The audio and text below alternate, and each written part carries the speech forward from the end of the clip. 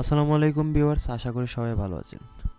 আজকের ভিডিওতে যে বিষয়টা নিয়ে আমরা দেখাতে চলেছি সেটা হচ্ছে কিভাবে আপনি আপনার ফেসবুক পেজ বা ইনস্টাগ্রামের জন্য নিউজ ভিত্তিক পোস্ট তৈরি করতে পারেন, বা ক্যানভা থেকে আপনি কিভাবে খুব সহজেই আপনার ইনস্টাগ্রাম বা ফেসবুক পেজের জন্য পোস্ট তৈরি করতে পারেন সেটা আজকে দেখাতে চলেছি। তো তার জন্য আপনাকে প্রথমেই যা করতে হবে, ক্যানভা ওয়েবসাইট বা ক্যানভা অ্যাপসে আপনার ডেস্কটপ অথবা মোবাইল থেকে লগ ইন করতে হবে। তারপর ক্যানভাতে গিয়ে সার্চ অপশনে লিখতে হবে নিউজ। আমরা নিউজ লিখে দিলাম। দেখতে পাচ্ছেন এখানে কিন্তু অনেক ধরনের ডিজাইন কিন্তু চলে এসেছে, নিউজ ভিত্তিক অনেক ডিজাইন চলে এসেছে ফেসবুক বা ইনস্টাগ্রামের পোস্টের জন্য। আমরা এর আগেও কয়েকটা কাজ করেছি। আমি আমার ফেসবুক পেজের জন্য অনেকগুলা নিউজের কাস্টমাইজ করেছি, নিউজ পোস্ট কাস্টমাইজ করেছি, সেগুলোই কিন্তু উপরে শো করছে। তো ধরুন আমরা একটা পোস্ট এখান থেকে বেছে নিব। ধরুন আমার এই পোস্টটা আমার কাছে ভালোই লেগেছে, তো এই পোস্টটাকে আমি কাস্টমাইজ করব। তো কীভাবে করব? তার জন্য আপনি প্রথমেই পোস্টের উপরে ক্লিক করবেন। ক্লিক করার পর আপনি দেখতে পাবেন যে কাস্টমাইজ দিস টেমপ্লেট নামে একটি অপশন চলে এসেছে, সেখানে আপনি ক্লিক করে দিবেন। ক্লিক করার পর দেখতে পাবেন সেখানে কিন্তু ইংলিশ লেখা রয়েছে, অথবা এখানে লোগো অ্যাড করার জন্য একটা অপশন রয়েছে, ইংলিশে একটা লোগো রয়েছে। তো আমরা সেখান থেকে এই ইংলিশ লেখাটাকে প্রথমে বাংলা করব এবং তার পিছনে যে ব্যাকগ্রাউন্ডটা চেঞ্জ করব এবং আমাদের নিজেদের যে লোগো আছে সেটা এখানে ব্যবহার করব।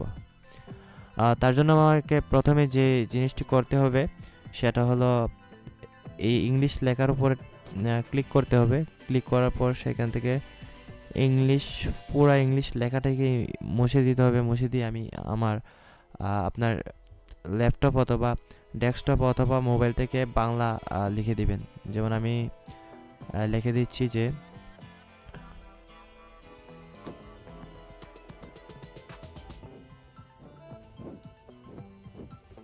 দেখুন এখানে আমি কিন্তু বাংলা লিখে দিয়েছি যে সাকিব আল হাসানকে বাংলাদেশে আসতে মানা করেছেন এদেশের ছাত্র জনতা। তো সেখানে আমি এই যে ফন্টটা আছে এই ফন্টকেও আমি ইচ্ছা করলে পরিবর্তন করতে পারবো। আমার কাছে এই ফন্টটা তেমন একটা ভালো লাগে না, তো আমি সবসময় যে ফন্টটা ইউজ করি সেই ফন্টটা এখানে আবারও ইউজ করব।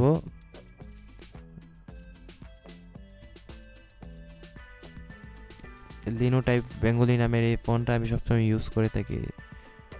দেখতে পাচ্ছেন যে ইংলিশ লেখা খুব সুন্দরভাবে আমরা কিন্তু বাংলা করে ফেলেছি, ইংলিশকে পরিবর্তন করে বাংলা করে ফেলেছি।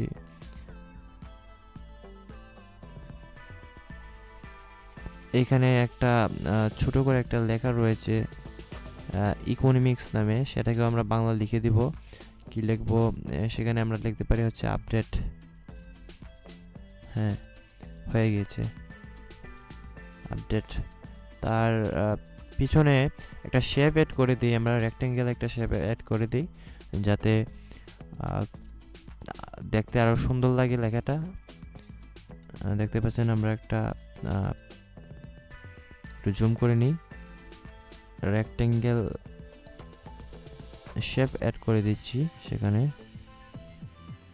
এবং এর কালারটা করে দিব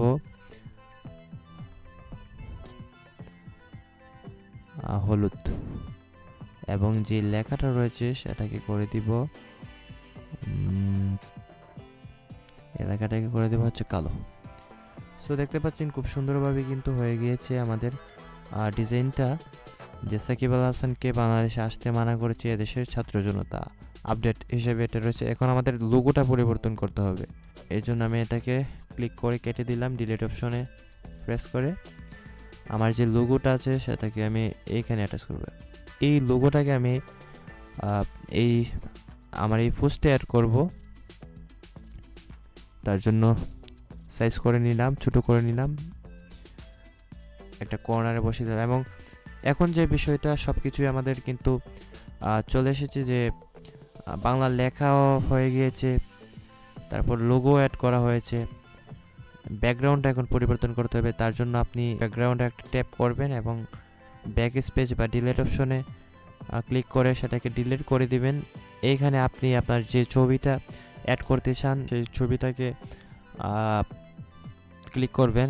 যেহেতু আমি আমার এইখানে সাকিব আল হাসান নিয়ে একটা তথ্য দিতে চাচ্ছি, সেই জন্য আমি কিন্তু সাকিবের একটা ছবি এর ব্যাকগ্রাউন্ডে অ্যাড করে দিব। সো দেখতে পাচ্ছেন খুব সুন্দরভাবে এটাকে একটা রিসাইজ করা যেতে পারে।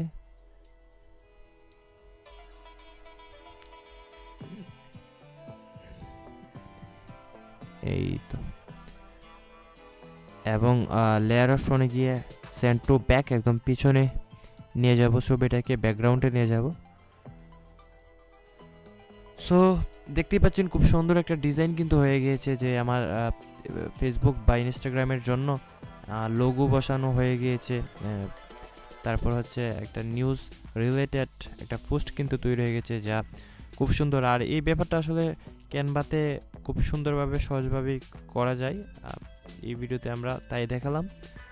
আশা করছি ভিডিওটা আপনাদেরকে এই কাজে অনেক সহায়তা করবে, এবং পরবর্তী এই ধরনের ভিডিও দেখতে অবশ্যই আমাদের এই চ্যানেলটি সাবস্ক্রাইব করে পাশেই থাকবেন। ধন্যবাদ সবাইকে।